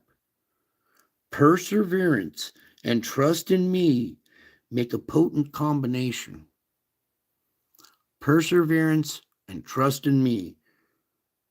When you begin feeling weak and weary, persevere. Trust in me. I am your strength. When you're feeling weak and weary at the beginning of the day, when you first wake up, man, I roll out of bed, I can barely move. But that's all right. It's okay. You're overcoming that and still making it through the day. That's a huge glory, right? If you're weak and weary when you get out of bed and you still got to go to work that day and you still make it through that day of work and everything, you glory after glory after glory after glory. You're glorying in your tribulation.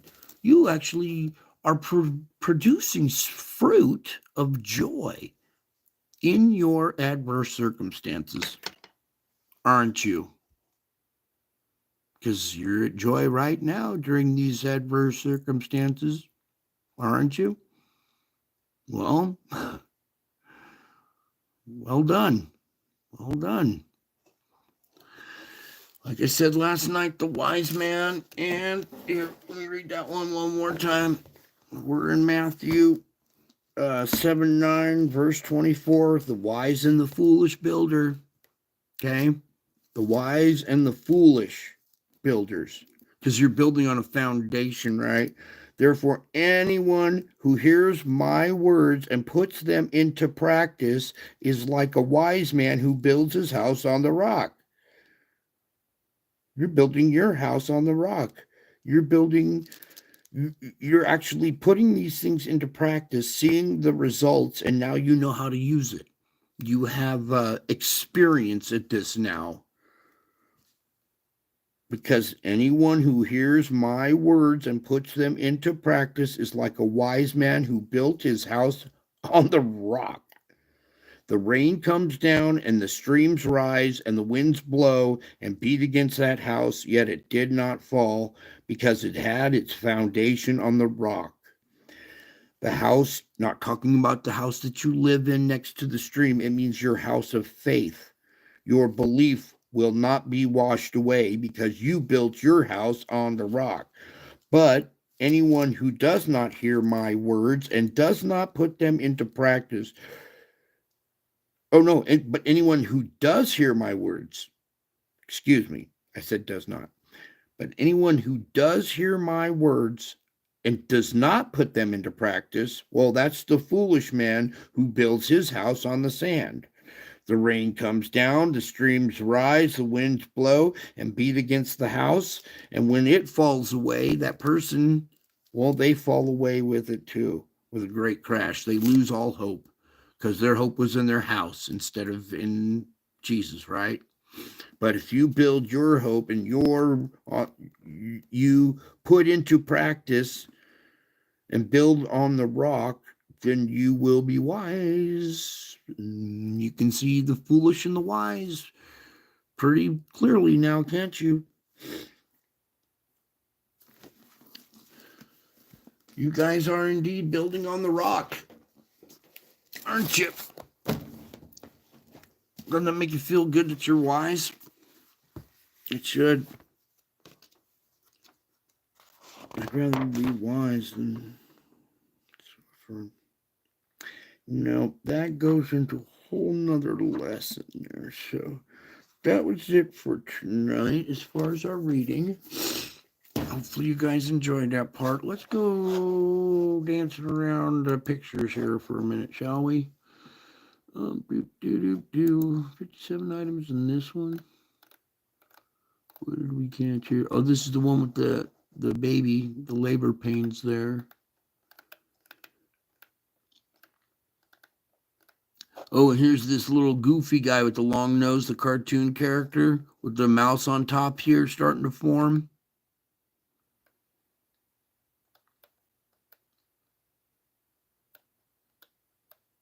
And here's where finally, here's like Tom and Jerry or whatever, lifting his eyelids up. See his eyes turning white now, and now his tongue sticking out because he's kind of being forced. He lifts the eyelids up so he can't look away. He's forced to see what's going on. And when he sees, then his tongue sticks out in excitement or whatever. I'm just kind of browsing through these just so you can kind of see what I do. I just take a bunch of pictures of the clouds, and then all this stuff starts forming in them. Hopefully you can see this wolf with the eye here, an eye there, the black stripe going down the between the eyes of the wolf. Here's his nose here, the mouth coming back. So a big wolf head right there. And then that turns into a little beak of a bird, like Toth type character on the front right here.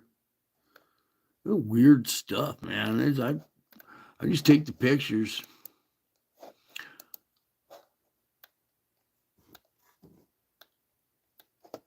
Here. Not to cry wolf or anything, but yo, there's a wolf, everybody. Let's go back this way and go this way with it. So started off as this wolf right there, huffing and puffing. And when I say in the weather reports that we have ash and we have moisture, lots more raindrops, plus we have the spiritual realm, well, take a little peek of what's going on here. This wolf is huffing and puffing, And he's blowing out clouds. Boom, he's blowing out thunder clouds right there, dark clouds.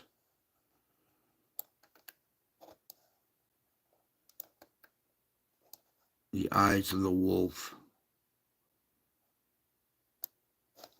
He is the wolf. All right, we got to zoom back out to move pictures. That's right. So there was another image of it, and you can see how it's progressing, okay? This eye over here is getting more and more defined while this one's kind of deteriorating. And then we get this image right there.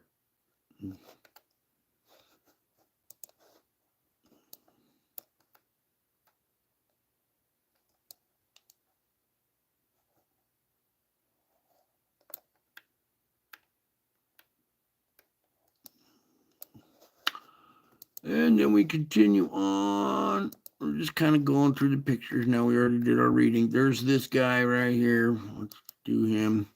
All right, he drops down from the cloud bank way up above, and he's got an eye with pupil in it, okay? There's teeth in that mouth. There's a little beard coming off, big long nose. And this is dropping way down from the sky. Oh, we need to zoom out. Okay, and we'll go a couple more pictures of him. Let's see, here's a good one. Now you can see how far this came down out of up the cloud deck up here. So this thing dropped way down. We'll just zoom in one more time, same character, but this is what I'm talking about, these giant faces that watch and follow me everywhere I go.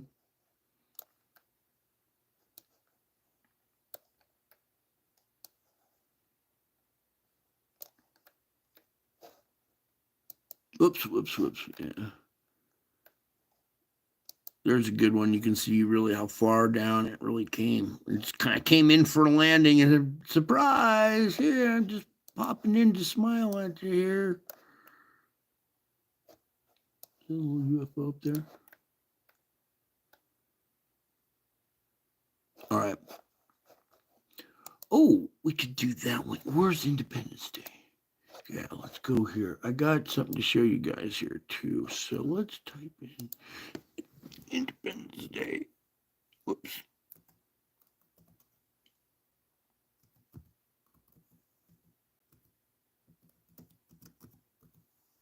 Let's see here. This one right here. Okay, we're showing you UFO activity in your clouds, right? Here, let's just... Howdy, folks. Welcome back. So last night I did a video on this event that happened over our town last night. And these clouds were all still like pink and red, where everything else had like kind of turned gray. So I took a bunch of pictures of it and took some video, and I posted the video right off the bat, and then I started going through some of these pictures, and I'm going to start zooming in here and pointing out what I found. So if you look here, I'm going to zoom in here. Right here appears to be the bottom of a UFO craft, right there. And then as I zoom in and pull it down, all right, there you go. So you can see the leading edge right here going out and coming back in. See how it's dark over here, but you can make out the edge of it. And then here's the dome coming up over it. All right, so this UFO is sitting in the sky, and the cloaking mechanism uses electromagnetics, all right? That causes nucleation of the clouds. So condensation and nucleation start to happen around these objects because of their cloaking devices, and you start to get UFO-shaped clouds because of the UFO that's inside of it. Dome of it goes up here, goes over, comes down. It looks like it has windows in. Okay. If you look here. Wait, I want to come back to right about there. Everything else had like kind of turned. I just want to zoom in really quick. Yeah. So I took a bunch of pictures of it and took some video, and I put. There it is, right there. Okay, so maybe here a little bit further. There we go. All right, here there are no clouds, but you can make out the black bottom of it right here. Okay, and then there's another one sitting over here too. So this is it looks like Independence Day, doesn't it? Because this was at sunset. These clouds that had formed on the front edge of this, leading edge of this UFO turned pink. And then you remember the painting that I was showing you last night with half the UFO in the clouds and then the other half in the dark realm? Got to pull up those pictures again? Well, there's the other half of the UFO in the dark. You know what? I'm going to have to pull up that picture again. You guys were here last night for it, right? No. Let's go here. I want to do that really quick because I want you guys to see the correlation here. Help me, Lord, where we going? It was right there. Yeah, Homer Simpson is in there a lot. The Simpsons are in there a lot. I've captured all the faces of the Simpsons in the clouds too. And it's all the same nose. It's all the same nose mouth feature, but the top part changes. And you get to see clouds turn into Marge's hair, and then it turns into Bart's hair, and then it turns into Homer. It was crazy, crazy stuff. And you notice at the opening of The Simpsons, it's always clouds. The Simpsons. They're getting a lot of their information from the clouds. Whoops, did I give it away? Okay, where am I going, Lord? Oh yeah.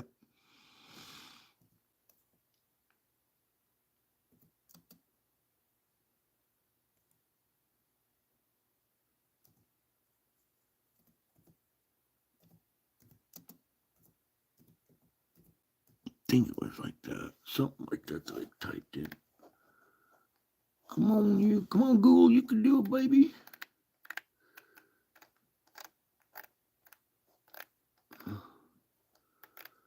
Where to go? Oh, wait, it was in images, maybe. Tell me, Lord, where to go? Images or paintings.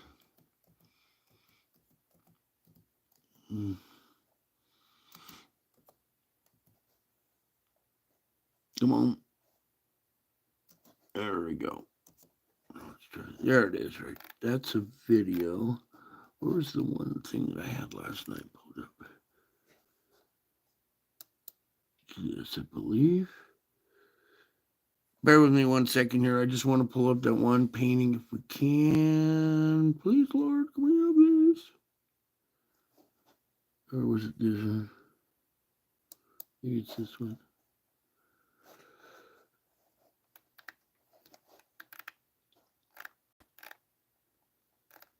No, that's the wrong one. Hang on 1 second. It's this. Yeah, here we go. Because I want. All right, so we were talking last night. Here's the baptism of Jesus. Here's a UFO shining beams down on Jesus and John at the baptism. This was painted in 1710. Okay, before UFOs, or maybe it wasn't before UFOs. All right, God in the clouds up here in the sun, UFOs coming out in the presence of Jesus. All right, UFOs accompany Jesus. They're an indication of his presence. All right, there's the dove looking like the UFO, but this is the painting I want to get to because we were talking about this one last night. UFOs next to Jesus. A lot of these references, it's not like it was just one painting that happened to, coincidentally. No, a lot of history in paintings, and a lot of these are old paintings way before UFO activity was, our modern day UFO activity. This painting right here, oh my God, this paint, there's so much going on in this painting. The whole spiritual realm is in milky white over the main part of the picture here. You can see the Grim Reaper carved out right here in black.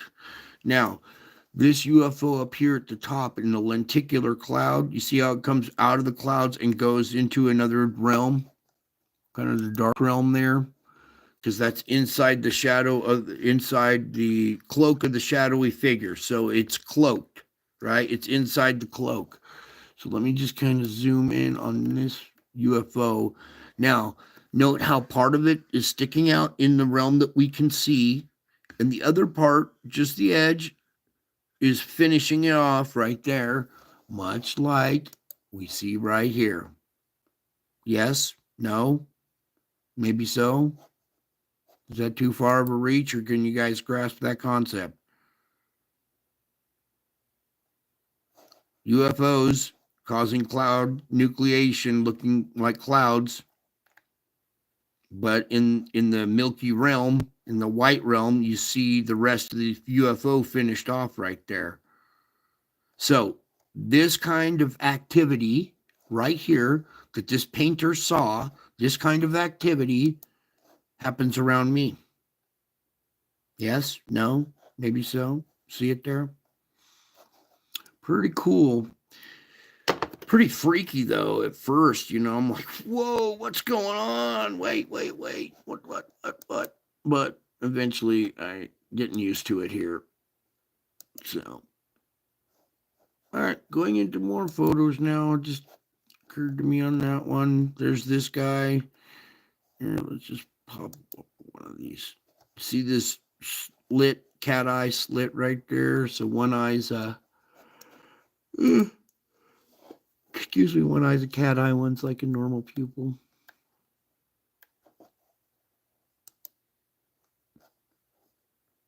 See this eye right there? There's multiple eyes. There's one right there too. But this one right here is the big one with a cat eye with a slit in it. We can be able to. Oh, that was the bottom of that one. All right, so pretty cool stuff. Let me get into. Well, there's only 5 here,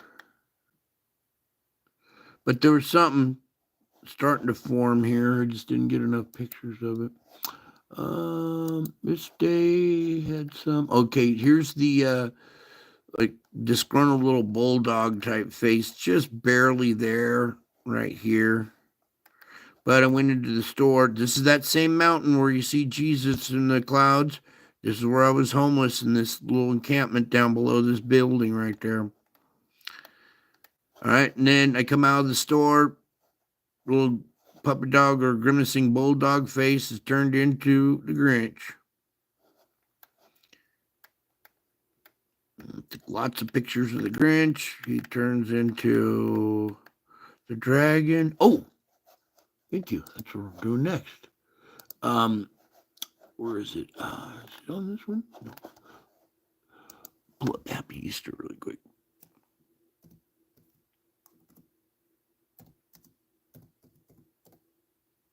Not one.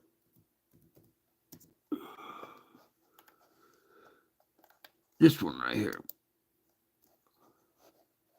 Oh, yay! Ad time. Okay, let's just run this really quick for you guys. This, oh, come on.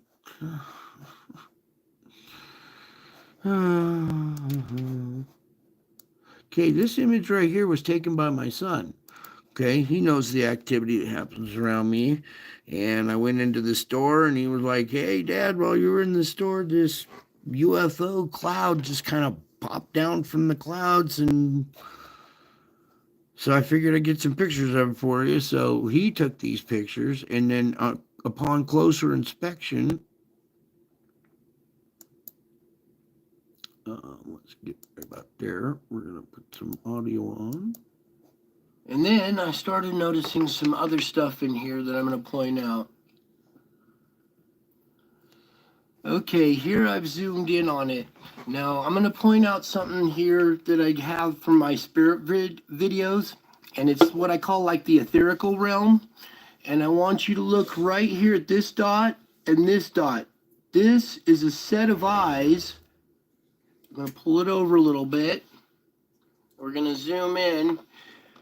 Here's the mouth, the eyes, the face, the horns of a dragon. I'll pull back a little bit. I'll zoom in. Can you see the dragon? And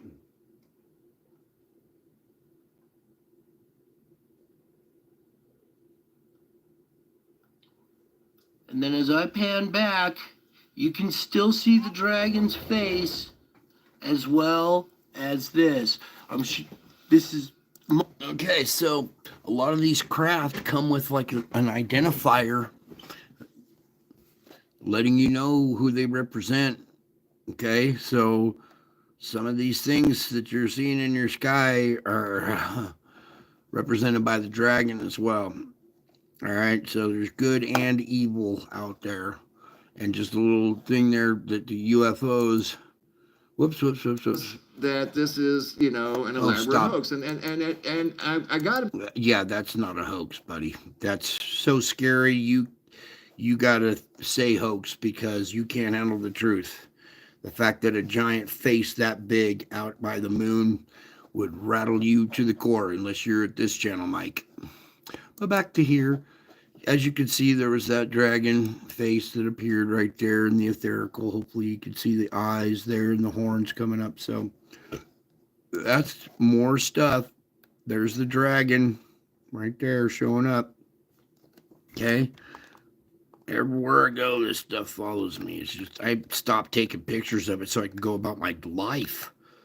I get so consumed in this stuff sometimes. You get so caught up in it that it can consume your life. So that can be also an idol too. So don't get too consumed by this, but you can get caught up with me in the clouds. You can get caught up with this in the clouds right here. You can never get enough of that. All right. Okay. Now my face is showing up in the clouds. All right. With a crown over it. This has happened on Easter. This was the day after the dragon showed up with that UFO. I went to the same spot and took these pictures the next day because I knew that was an indicator, tomorrow being the next day being Easter, that I should go down there and squeeze off as many pictures as I can. And sure enough, I captured this event. Okay, that's me in the clouds right there, coming with power and great glory. And if you're here at this channel and you find this stuff fascinating and intriguing, you're caught up in it like a good book, like a good song. You're caught up in a good YouTube live stream, right? Where you can come over and get caught up with me in the clouds. Okay, I can't come over to your house, so we meet in the air of cyberspace, where at YouTube I created my channel here, that where I am you may be also. Okay, and anytime of your choosing, you can always click on a video of mine, an old live stream or anything, and tap into me at any time that you need. Okay, now this is a gift that I give freely. It's a Christmas gift, right? That's what the title of the one video is called, is Christmas Gift, because it turned into the lion face. All right. And it's a gift that I give freely so you can have the tools that you need for spiritual warfare. You guys are indeed kicking ass at spiritual warfare. You may not feel like you're doing well, but you're continuing to persevere. You're patiently waiting while we gather more people. Okay. So in your waiting, now that you know, there's another face looking at Homer in white. Yeah. They're all over the place. The more faces you see that I don't point out, the more foundation you have. Okay. Sometimes I purposely don't point out stuff because I want you to notice other things in the background. So you'll go, oh, wait, it really is more than what he's saying. There's more in there. Okay. Let's try to get that a little bit better right there for you. Okay. You're in those days. There are wars and rumors of wars. There's earthquakes in diverse places. You got 72 active erupting volcanoes. Okay, you got the politicians and the lies and the whole scheme going on. And there's only one thing you can trust right here. Okay. That's your foundation. That's the rock on which you can build. If you're wise, you'll build your house on the rock. If you're not wise, you won't heed my words. You won't put this stuff into practice and have experience and notches in your belt already. So when adversity comes, you will go right to the belt, right to that notch, and use that tool appropriately and find the relief in your circumstances, okay? Even if your house washes away, you will still stand strong. Or somebody else that doesn't have this foundation, their house washes away, well, that's their entire life. They just crumble away, right? But the believers will still stand strong, okay? That's how you're going to stand in these days of adversity, is by applying these steps that I'm giving you, using the tools that I'm giving you, applying them, and going step by step through your step work is what you're basically doing. Okay, I went through AA and I did some step work, but what I found out in that was this was a code of living to live by. Their principles don't apply to more than just alcohol and drugs and trying to quit that. The principles that are in those steps actually should have been taught in school. We should have taught you these principles so you know how to live life instead of being told how to think. No, you would be out there living life, not being told what to think by the media. It's two different, totally different realms of going out there and living, or just being in that delusionary bubble of fear that most of the society is caught up in. They're caught up in fear. You're caught up with me in the clouds, where I'm coming with power and great glory. And you are putting these practices, these disciplines you're practicing, that makes you a disciple by default. If you're practicing disciplines, that's a disciple. Root word of discipline is disciple. So practicing these makes you a disciple. You're caught up with me in the clouds, where we meet in the air. I'm at a place where I am, you may be. That makes you a child of God by default.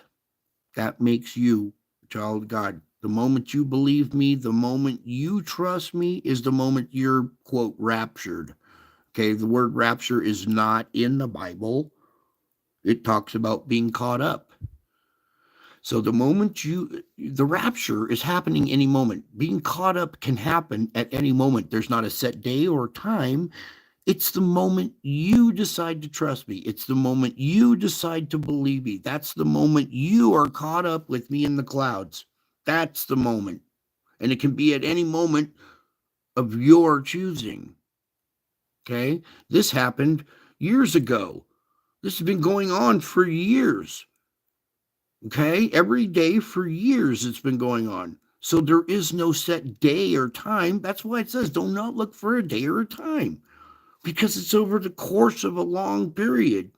It's up to you. It's up to you to make that decision, to get caught up, to believe and trust, and apply these disciplines. That's where you find your real affirmation, is by practicing these disciplines and seeing the results. And when you see answered prayer, a simple thank you opens up more. It just opens up the entire path for you. And if you're weak and weary, that's good. That's what we use to overcome. That weak and weariness that you overcome every day is a glory. And you're going from glory to glory to glory in your tribulation. And your fruit that you're producing is joy during that tribulation, isn't it? Isn't it? Because of who I am. Okay? That's why. Because of who I am. I sure love you guys. I miss you guys. Keep your chin up. You're a spiritual warrior. Remind yourself in the back of your mind, hey, I'm fighting a battle here. Don't get down. Pull your bootstraps up, your spiritual bootstraps. Pull them up. Put on the armor of God. The helmet of salvation is your mind frame. If you continue to be depressed and, oh, poor me, self-pity and getting wrapped up in yourself, then you're going to fail. But if you forget forget yourself, kill the ego. All right. Self-forgetfulness is where you find your peace. Okay. Focus on helping others. That's where you'll find joy, much like I do. Find joy in helping others. Self-forgetfulness kills the ego. Ego is the letters EGO. And I like to say it stands for edging God out, because that's what you're doing. You're edging God out of your life with your ego. If you put me first and your ego second, you will have a much more peaceful, successful life. Okay. Warning: the only protection I need is from you, McAfee. There we go. Keeps interrupting my show. Okay. These are multiple pictures, each one same event, but it's a different picture, different moment in time. 2 seconds later, 3 seconds later, or whatever. But each image is an individual image. Each one's a miracle. You're looking at a real miracle. Okay, that's why they look odd, but it's not like Hollywood portrayed with the wind blowing through the hair and levitating in the clouds or whatever. No. It says, you'll see me coming in the clouds. So you look in the clouds for me. Here I am in the clouds. If you know what to look for, you'll see me coming in the clouds, and then you'll see me coming with a crown like this with power and great glory. Okay? You guys are doing it. You're going from glory to glory. Your adversity changes from day to day. Some days it's rough, some days it's hard, some days it's just straight up weird. You're like, what? I did not even see that coming. But you are able to overcome the world by practicing these principles. I have overcome the world, and I'm giving you the tools so that you may overcome the world too. And we're talking about society, mankind, and the wicked ways of thinking, right? That's the world, not the planet, not the earth. You're overcoming mankind and this delusional paradigm that's been pushed on you since you were educated as a kid. Okay. We got to snap that delusional paradigm, because it's just a whole country, a whole planet, delusional, living in denial.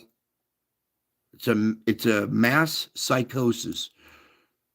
We're living on a planet of people with mass psychosis, okay? And they know not what they do. You get a little bump in the Schumann, and that sends the Schumann frequency off the hook, and everybody's running around losing their mind, while you are rescuing that day, going through it. Whoops, little hiccup, but you salvaged the hiccup, and you made it through the rest of the day with a positive attitude. When you went to bed, oh, you salvaged 3 times that day. Maybe there's so much stuff going on in the background that you don't even aware of. So you're thinking you maybe recovered 3 times in one day, right? Well, it was 15 different things on this one. There were 22 different things on this one, and there were 75 different things compounded on this one, but it only seemed like 1, 2, 3 to you. So there's multiple things that you're overcoming with each one. Okay.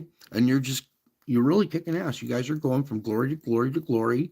You're staying calm. And then also you're learning to unplug from the mainstream media and the fear machine, because that's what it is. It's propagating fear. And the more you're plugged into it, well, the more fearful you'll become. Eventually you'll get rattled, and you'll have to unplug from that and come over here and take a break.